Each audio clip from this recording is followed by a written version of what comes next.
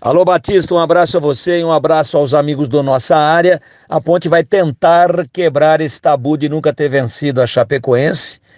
Lógico que em nível do Campeonato Brasileiro, mas em jogos em Chapecó, né? Campinas a Ponte já venceu em mais de uma oportunidade, mas lá a Ponte nunca ganhou. Jogou em algumas oportunidades, foram 4 derrotas e 2 empates, ou seja, 6 jogos em Chapecó, a Ponte nunca venceu.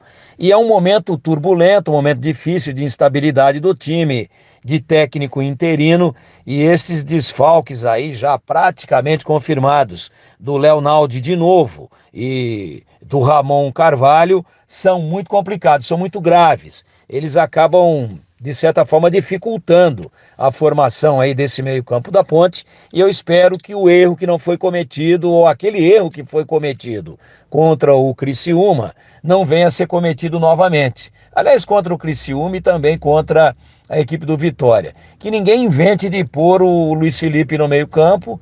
Acho que ele deve ser escalado na lateral, onde ele rende mais, e começar o jogo, de repente, com o Filipinho, é uma alternativa. Ou até formar um quadrado um pouco mais criativo no meio-campo, colocando o Cássio Gabriel com o Elvis, com o Amaral e com o Matheus Jesus. São alternativas.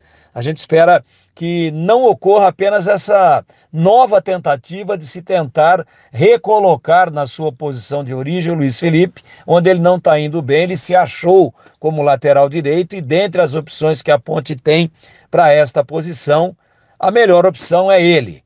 Então a Macaca tem que mudar um pouquinho a sua postura, é complicadíssimo. A Chapecoense vem de 2 bons resultados, ou de um pelo menos, né?